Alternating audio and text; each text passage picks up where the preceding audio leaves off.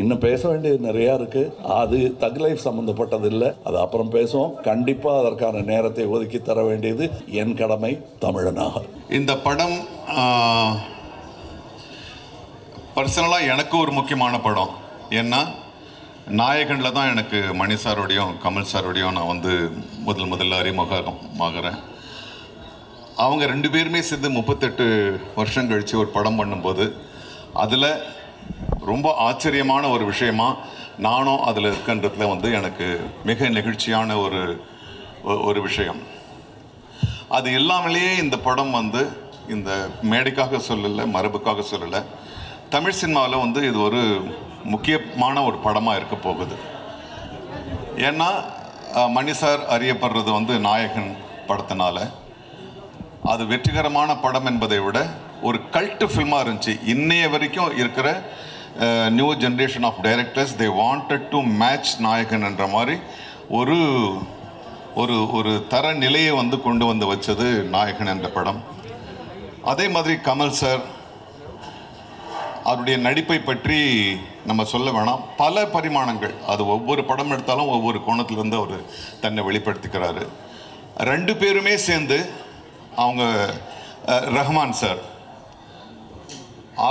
ஆஸ்கர்ன்னு இந்தியாவில் இருக்க பல சினிமா சம்பந்தப்பட்ட கலைஞர்கள் ஆசைப்பட்டு இருக்கும்போது 2 ஆஸ்கர் வாங்கிட்டு வந்தார்.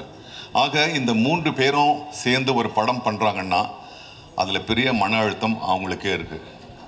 போட்டின்றது அவங்களுக்கு வந்து வேற ஒரு டைரக்டர் கிடையாது, அவங்களுக்கு போட்டி அவங்களே. ஏன்னா இவங்க 3 பேரும் சேர்ந்து ஒரு பெரிய ஹை ஸ்டாண்டர்டை ஒன்று ஏற்கனவே நிரூபிச்சிட்டாங்க. அதை விட பெருசாக இருக்கணுன்றதுக்காக இந்த படத்தை வந்து அவங்க பண்ணியிருக்காங்க. இந்த படத்தில் நாங்கள் எல்லாருமே பாராபட்சம் இல்லாமல் நாங்கள் எல்லா நடிகர்களும், முக்கியமாக நடிகர்கள், தொழில்நுட்ப கலைஞர்களும் நாங்கள் மீட் பண்ணலாம். இதில் வந்து ஒரு ஷூட்டிங்க்கு போகிற மாதிரியே எங்களுக்கு தெரியல. There was one warmthness, there was one ஒரு பெரிய ஸ்டாரு, பெரிய டைரக்டர்ன்ற ஒரு தோரணையே இல்லை. அப்போ தான் வந்து எல்லாருமா சேர்ந்து ஒரு ஒரு ஒரு ஒரு எந்த ஒரு மேல் ஏற்றம் தாழ்வு இல்லாமல் நாங்கள் ஒர்க் பண்ணோம். அது சின்ன நடிகராக இருக்கட்டும், பெரிய நடிகராக இருக்கட்டும், அசோகா இருக்கட்டும், பக்ஸா இருக்கட்டும். So we had a wonderful time. It was a learning process. So உங்களை போலவே நான் வந்து ஒரு குழந்தை மாதிரி இந்த படத்துக்காக காத்துட்ருக்கேன். நான் பல படங்கள் நடித்தாச்சு, 700 படங்கள் நடித்தாச்சு. நான் இப்போ தான் அர்ஜுன் கிட்ட சொன்னேன், என்னடா இது போருக்கு போகிற மாதிரி இருக்கு அப்படின்னு. ஸோ ஐ ஆம் enjoying the feeling. I think you will all enjoy this film and definitely it's going to be a film which will bring fried to Indian cinema. Thank you. எல்லோருக்கும் வணக்கம். இந்த படம் பொறுத்த வரைக்கும் எனக்கு எல்லாமே சந்தோஷம்தான். என்னோடய கனவு வந்து மணி சார் படத்தில் நடிக்கணும், கமல் சாரோட நடிக்கணும். இதெல்லாம் ஒரே படத்தில் நடக்குதுங்கிறது வந்து ரொம்ப சந்தோஷமாக இருக்குது. யோகி சேது சார் ஒரு இன்டர்வியூவில் வரும்போது சொல்லியிருந்தார், you're the baby of the டீம்னு. அந்த மாதிரி தான் நான் ஃபீல் பண்ணுறேன். ஏகப்பட்ட தருணங்கள் கற்றுக்கிறதுக்கும் ரொம்ப சந்தோஷமாக வேலை பார்க்கறதுக்கும் நாசர் சார் சொன்ன மாதிரி. அண்ட் ஏகப்பட்ட லெஜண்ட்ஸோட ஒரே படத்தில் எனக்கு சான்ஸ் கிடச்சிது. I'm just really happy. Kamal sir, Mani sir, Ravi K Chandran sir, Nassar sir, Simbu sir, Trisha ma'am, இந்த மாதிரி ஏகப்பட்ட டேலண்டட் பிக் பீப்புளோட ஒர்க் பண்ணுறது I'm just really happy. And இது எனக்கு ஒரு படம் இல்லை, this is a milestone for me. And உங்கள் எல்லாத்தையும் பார்த்ததில் எனக்கு ரொம்ப சந்தோஷம். தேங்க்யூ. எல்லாருக்கும் வணக்கம். ரொம்ப சந்தோஷமாக இருக்குது. இவ்வளோ பேர் ஒன்றா பார்க்குறதுக்கு தனித்தனியாக பார்த்துருக்கோம். எனக்கு தெரியுது உங்கள் எல்லாருக்கும் பசிக்குதுன்னு சொல்லி நான் ரொம்ப நேரம் பேசி டைம் வேஸ்ட் பண்ணுறதா இல்லை. நாளைக்கு ரிலீஸ் படம். ஸோ ஆக்சுவலாக கான்ஃபிடெண்ட்டாக இருக்கும், சந்தோஷமாக இருக்கும். இந்த படம் எல்லாருக்கும் ஒரு மிகப்பெரிய வெற்றி அடையணும்னு இறைவனை வேண்டிக்கிறேன். ஏன்னா ரொம்ப உழைப்பை போட்டிருக்காங்க. கமல் சார் வந்து ஆக்ஷனாக இருக்கட்டும், பர்ஃபார்மன்ஸாக இருக்கட்டும், பின்னி படல் எடுத்திருக்காரு. எல்லாருமே அவங்களோட ஒர்க்கை ரொம்ப கஷ்டப்பட்டு பண்ணியிருக்காங்க. ஸோ எங்கள் டீம் சார்பாக நீங்கள் எல்லோரும் வந்து படம் பார்த்து என்ஜாய் பண்ணுவீங்கன்னு நம்புகிறோம். Thank you so much. தேங்க்யூ. அனைவருக்கும் வணக்கம். இந்த எங்கள் பயணத்தில் ஆரம்பம் முதல் எங்களை தாங்கி பிடித்து இந்த மேடை வரை கொண்டு சேர்த்ததில் பெரும் பங்கு உங்களுக்கும் உள்ளது. அது மறுக்க முடியாத உண்மை. நீங்கள் எப்போ வேணால் இது எப்படி இருக்குன்னு தெரியலன்னு ஒரு அங்கலாய்ப்புடன் யாருமே பேசலைங்கிறது எங்களுக்கே ஆச்சரியமாக இருந்தது. வழக்கமாக அப்படி பார்ப்போம் வரட்டும் அப்படின்றது. அதுக்கு முன்னாடி நீங்களே அதை உங்கள் எதிர்பார்ப்பை உங்கள் கண்களின் மூலம் காட்டுகிறீர்கள் எங்களுக்கு. எனக்கு இது என்னுடைய யூனிட்டை பார்க்கும்போது முகதாட்சியம் கருதி நல்லா இல்லைங்கிறத நல்லா இல்லைன்னு சொல்ல மாட்டாங்க, நல்லா இருக்குங்கிறத ஒரு தேட்டர் ரசிகர் மாதிரி கைத்தட்டி விசில் இல்லாமல் அடிக்க முடியும். அதனால் இப்போ நல்லா இருக்கு சார் அப்படின்னு சொல்லிட்டு போயிடுவாங்க. கொஞ்சம் அழுத்தி தான் வாசிப்பாங்க. ஆனால் நான் அவங்க கண்ணை பார்த்துக்கிட்டே இருப்பேன். ஏன்னா அவங்க எல்லாருமே சீசன்டு பீப்புள். இதில் இங்கே வந்து கற்றுக்கலான்னு வந்தோம் சாருங்கிறவங்க யாருமே கிடையாது. கற்றுக்கிட்டு வந்தவங்க தான். டெக்னீஷியன்ஸாக இருக்கட்டும், நடிகர்களாக இருக்கட்டும், அவங்க கூட வேலை செய்யும்போது அவங்கள் முகத்தில் பார்க்குற சந்தோஷத்தை அது அப்படியே ஒரு பெருந்தொற்று, அது யூனிட்டுக்கே தொற்றிக்கிச்சு. அதை உங்களுக்கும் வழங்க வேண்டும் என்பது தான் எங்கள் ஆசை. எங்களுக்கு வேறு பெரிய பெருமைகள் இப்படி பண்ணியிருக்கோம் அப்படி பண்ணியிருக்கோம் பேசுகிறத விட ஒரு க்ளோஸ்அப்பு, அது சிம்பு சார் தான் இருக்கட்டும், இல்லை ஒரு சின்ன பையன்தான் இருக்கட்டும், அது எடுக்கிறதுக்கு ஒரு 50 பேர் வேலை செய்வாங்க. திரைப்பூரா ஒரு முகம்தான் இருக்கும். அது அப்படி அதுக்கே அப்படின்னா இதில் நீங்கள் பாருங்கள், காரை புரட்டி போட்டு தமிழ் சினிமாவையும் புரட்டி போடணுங்கிறது தான் எங்களுக்கு ரொம்ப நாள் ஆசை. அதை செய்ய முயற்சி பண்ணிகிட்டே இருக்கோம். எல்லா நேரமும் தூக்க முடியாது, யாராவது உதவிக்கு வேணும். புரட்டி போடுறதுங்கிறது பெரிய விஷயம். கொஞ்சமாவது அதை நகர்த்தலாம் நாங்கள் விரும்பும் திசை நோக்கி அப்படின்னதில் இதில் எங்களுக்கு கிடைச்ச படை வீரர்கள் நிறைந்த படை. அதுவும் பிஹைண்ட் த சீன்ஸில் நீங்கள் பார்த்தது ஒரு கிளிம்ஸு தான். ட்ரெயினில் வேகமாக போகும்போது சீனரி தெரிகிற மாதிரி உங்களுக்கு தெரியும். நாங்கள் கிட்ட ஜங்ஷனில் நின்று எல்லாரையும் வண்டியில் ஏற்றிக்கிட்டு வந்தவங்க எத்தனை பேர் உழைத்திருக்கிறார்கள். இன்டர்நேஷ்னல் தரத்தில் இருக்கும் எங்கள் டெக்னீஷியன்ஸ். நிஜமாகவே வெளிநாட்டிலேருந்து வந்து வேலை செஞ்சவங்க, இங்கேருந்து வேலை செஞ்சவங்க வெளிநாட்டுக்காரங்க பாராட்டுற அளவுக்கு வேலை செஞ்சுருக்காங்கங்கிறது தான் என்னுடைய தாழ்மையான கருத்து. உதாரணம், மணிரத்னம் சாரை பற்றி சொல்ல வேண்டாம். மணிரத்னம் ஃபிலிம் அப்படின்னு போட்டுக்கொள்வதற்கான எல்லா தகுதியும் கிட்டத்தட்ட 40 வருஷத்துக்கு முன்னாடியே அவர் பெற்றுட்டார். இது இட்ஸ் அ மணிரத்னம் ஃபிலிம்.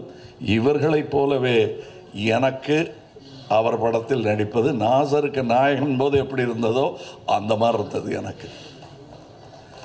ஏன்னா நான் பார்த்த அந்த இளைஞர் மணி இன்னைக்கு ஞானியாக, சினிமா ஞானியாக மாறி இருக்கிறார். எனக்கு பட்டம் கொடுத்துருக்குறாங்க அந்த மாதிரி. ஸோ அவர் கூட வேலை செய்கிறது எனக்கு குதூகலமாக இருந்தது என்பது தான் உண்மை. அது எல்லாருக்கும் தெரியும், படம் பார்க்கும்போது தெரியும். அந்த எங்கள் செட்டில் இருந்து எங்களை பார்த்தவங்களுக்கும் அது புரியும். இதில் இருக்கிற டெக்னீஷியன்ஸ், எடிட்டர், ஒரு ட்ரெய்லர்லேயே தூக்கிட்டாங்க மணியும் அவரும் சேர்ந்து. அது ஒரு சூப்பர் ஹிட் பண்ணிட்டாங்க. அதெல்லாம் நல்ல சிறந்த டெக்னீஷியன்கள், பதட்டம் இல்லாமல் எந்த பெரிய இடையூறுகளையும் தாண்டும் அந்த லாவகம் அவர்களுக்கு இருக்கிறது. அதே மாதிரி ரவி கே சந்திரன் இந்நேரம் அமெரிக்காவில் படம் எடுத்துகிட்டு இருக்க வேண்டியது, அது 20 வருஷம் முன்னாடியே எழுந்திருக்க வேண்டியது. மருதநாயகம் அதோடைய சினிமாட்டோகிராஃபர் அவருடன் முழுவதுமாக ஒரு முழு படத்தை முடித்தேன் என்ற பெருமை, அது பாதியில் விட்டோங்கிற வருத்தம் எனக்கு ரொம்ப உண்டு. ஆனால் அதில் இந்த படத்தின் மூலம் அதில் இருந்ததை விட இன்னும் சிறந்த சினிமாட்டோகிராஃபராக அவர் திரண்டு வந்திருக்கிறார் எங்களுக்காக. அது தெரியும், படத்தில் பார்த்தா பேசுவாங்க. அதை நான் சினிமா விமர்சகர்களிடம் விட்டு விடுகிறேன். அவருக்கு நல்ல பேர் கிடைக்கணும். நானும் சினிமா விமர்சகன்தான், நானும் சினிமா ரசிகன்தான். நான் சுவைத்த விஷயத்தை உங்களுக்கு நான் சொல்லுகிறேன். வியாபாரம் வெற்றி பெறணும், அதெல்லாம் ஓகே. என் சினிமாவும் வெல்ல வேண்டும் என்பது தான் ஆரம்ப காலத்திலிருந்து நாங்கள் அதான் ஒரே மாதிரி எண்ணம் உடையவர்களுடன் பேசிக்கணும். நாங்கள் செட்டில் இருக்கும்போது மணி சார் ஆகட்டும், நடுவில் போய் பேச டைம் இருக்காது. அதுவும் டெக்னீஷியன்ஸுக்கு மேலேயும் கீழேயும் பார்த்துக்கிட்டு ஒரு மாதிரி சித்தர் மாதிரி அலைஞ்சிக்கிட்டு அதுக்கு நடுவில் நாங்கள் பேசுகிறது கூட அரட்டையாக இருக்காது. லஞ்சில் உட்காந்து பேசுகிறது கூட சினிமாவை பற்றியாக இருக்கும், வேறு ஒருத்தர் எடுத்த நல்ல சினிமாவை பற்றியாக இருக்கும். இப்படி ஒரு அற்புதமான சூழலில் நாங்கள் இந்த படத்தை எடுத்திருக்கணும். இந்த மாதிரி ஆரோக்கியமான ஒரு சூழல் ஐமவேதே எவ்வளோ பணம் கொடுத்தாலும் கிடைக்காது. அது எனக்கு கிடைத்தது, ராஜ்கமலுக்கு கிடைத்தது. ராஜ்கமலுக்கு பின்னாடி இருக்கிற அந்த இன்டர்நேஷ்னல்ங்கிற அந்த வார்த்தைக்கு முழு அர்த்தத்தை மணிரத்னம் எங்கள் டெக்னீஷியன்ஸ் கொடுத்துருக்கிறார்கள். இதில் உள்ள கலைஞர்கள் சின்ன சின்ன பாத்திரம் பண்ணவங்க. ஒரு சின்ன பையன்லாம் ஆக்ட் பண்ணியிருக்காரு. ஒரு 50 படம் பண்ணியிருப்பார் அந்த பையங்கிற மாதிரி பண்ணியிருக்காரு. அதுக்கு நிஜமாகவே 100-200 படம் பண்ணவங்கெல்லாம் சின்ன சின்ன வேஷங்கள் பண்ணியிருக்காங்க. இந்த சந்தோஷத்துக்காக, மணி சார் கூட ஒர்க் பண்ணுங்கிற சந்தோஷத்துக்காக தான் பாதி பேர் வந்தாங்க. சம்பளம் 2ஆம் பட்சம் தான் அவங்களுக்கு. இது எங்களுக்கு தெரிந்த உண்மைங்கிறதுனால தான் சொல்கிறேன். நாம் வையாபுரி மாதிரி ஆர்டிஸ்ட் எல்லாம் நாங்கள் கண்டெடுத்தவர். அவர் ஜூனியர் ஆர்டிஸ்டாக இருந்தபோது நாங்கள் கண்டெடுத்து இவர் அப்படின்னு பார்த்து கூப்பிட்டது அவர். இன்றைக்கி அவர் எங்கள் கூடயே உட்காரணும், சீட்டு கிடச்சாச்சு உட்காந்துடணும்.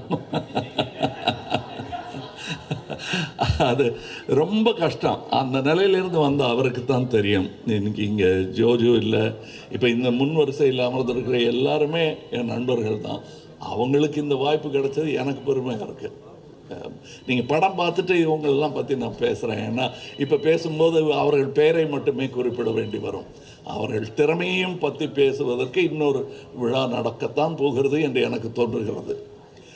அந்த விழாவில் உங்களுடன் பேசுகிறேன். மற்றபடி எனக்கு உறுதுணையாக இருந்த தமிழ்நாட்டிற்கே நன்றி சொல்ல வேண்டும். நான் மேடையில் பேசும்போது உயிரே உறவே தமிழே என்று சொன்னதற்கான அர்த்தத்தையும் நான் முழுமையாக உணர்கிறேன். நன்றி, வணக்கம். So sorry to interrupt, but இன்னைக்கு we will not be doing question and answers. Hopefully after the film நாங்கள் வந்து டீமாக உங்களை வந்து மீட் பண்ணுறோம் and we'll take more questions from you all. Thank you. இல்லை ஒரு நிமிஷம் தயவுசெய்து புரிஞ்சுக்கங்க. இது வந்து உங்களுக்கு நன்றி சொல்லுவதும் எங்கள் குதூகலத்தை பகிர்ந்து கொள்வதற்காகவும் மட்டுமே ஏற்பாடு செய்யப்பட்டது. நம்ம எல்லாம் உட்காந்து சாப்பிடுவோம். இன்னும் பேச வேண்டியது நிறையா இருக்குது. அது தக் லைஃப் சம்மந்தப்பட்டதில்லை, அது அப்புறம் பேசுவோம். கண்டிப்பாக அதற்கான நேரத்தை ஒதுக்கி தர வேண்டியது என் கடமை தமிழனாக. நன்றி, வணக்கம்.